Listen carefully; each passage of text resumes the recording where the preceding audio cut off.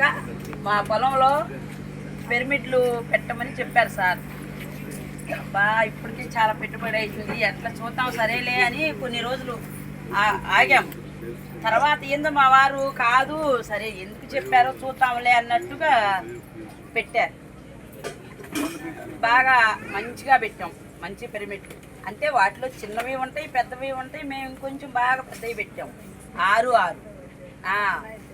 పెట్టేక ముందు మనకి హుదూద్ తుఫాన్ వచ్చింది కదా, అప్పటికి మా తోటలో పూత అంతా రాలిపోయింది. మాది రేగి తోట, జామ తోట. మళ్ళీ వాటి మధ్యలో శ్రీగంధం, మహాగని, వాటిలో అంతర పంటగా ఇవి రేగి, జామ. మనకి ఫలసాయం మరి కావాలి కదా. అయితే ఈ రేగి జామది అంతా రాలిపోయింది పూత మన తుఫాన్ అప్పుడు. రాలిపోతే సరే చూద్దాం సార్ పిరమిడ్లు పెట్టండి బంగారు అని చెప్తున్నాడు అందరికీ, చూద్దాంలే అని చెప్పి మేము కూడా పెట్టాము. పెట్టిన 15 రోజులకి మళ్ళీ ఎంత బాగా పూత వచ్చిందంటే అసలు అంత బాగా పూత వచ్చింది.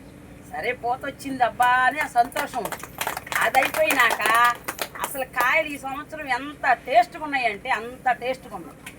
అసలు ఈ సంవత్సరం అమ్మినట్టు మేము అమ్మితే ఇంకా 4 ఎకరాలు వేసుకోవచ్చు అని ఇప్పుడు అనుకున్నాం. అంత బాగా పిరమిడ్లు పెట్టితే తేడా.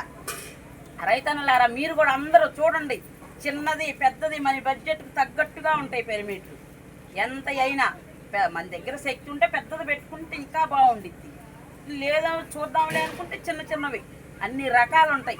మనకి మనం కావాలి అని ముందుకు వస్తే అన్ని రకాల పిరమిడ్లు ఉంటాయి. ఎకరానికి మేమైతే 6 పెట్టాము. 4 పెట్టమన్నారు ఎకరానికి. అవే చిన్న చిన్నవి అయితే కొంచెం ఇప్పుడు సిమెంట్తో కూడా మనం చేలోనే పోసుకోవచ్చు. చేలోనే అక్కడొకటి పోసుకోవచ్చు. మనం ప్రతి సంవత్సరము దున్నేది అయితేనేమో బూట్స్ పెట్టుకోవచ్చు.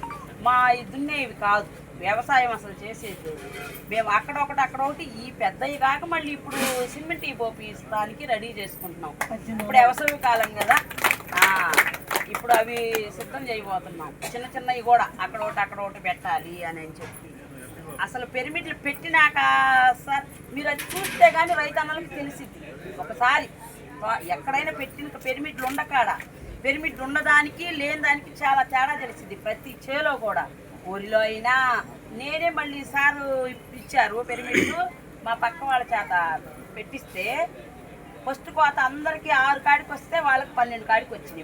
మిరపకాయలు 12 క్వింటాల్ అని చెప్పండి. 12 క్వింటాల్ కాడికి వచ్చింది. రైతులకి అయితే 12 క్వింటాలు వచ్చింది ఎకరానికి. సరే అది 12 కాడికి కోసుకున్న తర్వాత ఇది తగ్గిందిలే అని చిక్కుడు తోట వేసి మళ్ళీ 5 చిక్కుడు తోటలో పెట్టుకున్నాం.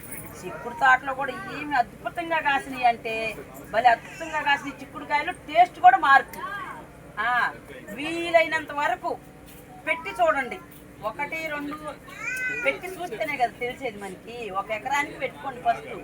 అవి చూసిన తర్వాత మళ్ళీ మనం అప్పుడు మరిన్ని తెచ్చుకొని వేరే దానికి కూడా ఫస్ట్ చూద్దాం. మనకి అంత అనుమానం ఉంటుంది ఫస్ట్ ఎట్లుంటుందో ఏందో అని. పెడితేనే కదా మనం తింటేనే కదా టేస్ట్ తెలిసేది. అందరూ మరి రైతు అన్నలు ఉంది. అందరూ చూడండి, చిన్నవి పెద్దవి అయ్యో మనకి ఏ బడ్జెట్లో కావాలంటే ఆ బడ్జెట్లో ఉంటాయి పిరమిడ్లు. పెట్టి చూడండి. మాకైతే బాగా అద్భుతంగా కాసినాయి. ఆ టేస్ట్ కూడా మహా అద్భుతం. అద్భుతంలో కూడా మహా అద్భుతంగా ఉన్నాయి రేగిపళ్ళు. మా ఊరు చుట్టుపక్కల ఊళ్ళో వాళ్ళందరూ వచ్చి కాయలు తీసుకెళ్ళారు ఈ సంవత్సరం. కాయటం కూడా అట్నే కాసినాయి, తెగ కాసినాయి. అసలు మా దగ్గర అయితే వీడియోలు అన్నీ తెలుస్తాయి కానీ ఇక్కడ ఎంతో మనకేమో అటాచ్మెంట్ లేదు. ఇక్కడ పెడితే 1800 మహాగని చెట్లు 1800 సిమెంట్ పిరమిడ్లు పోయిపోతున్నాం ఇప్పుడు. అవైతే ఇక దున్నే పని ఉండదు, అక్కడ పెట్టుకోవడమే. మేము ఇప్పుడు రెడీ అవుతున్నాం సార్. 2 రోజుల్లో అందరికీ కృతజ్ఞతలు అమ్మ. ఇక్కడికి వచ్చిన వాళ్ళందరికీ అసలు ఈ పిరమిడ్ కట్టిన దాతలకు అసలు వాళ్ళకి ఎంత చెప్పినా కూడా తక్కువే. పిరమిడ్ కట్టడం అంటే అద్భుత కట్టడం అంటే ఇదే మన దేవాలయాల కన్నా కూడా ఎక్కువ. పేరున ధన్యవాదాలమ్మా. వాళ్ళు సెంటర్లో 4 సెంట్లు పిరమిడ్కి స్థలాన్ని దాతలుగా విరాళం ఇచ్చారు వాళ్ళు. దాదాపుగా అది 25 లక్షలు అట్లా అవుతుంది. దానికి మెయిన్ సెంటర్లో ఇప్పుడు అక్కడే పిరమిడ్ నిర్మాణం జరిగింది, బాగా జరుగుతుంది, అన్ని అద్భుతంగా జరుగుతుంది కార్యక్రమం. 21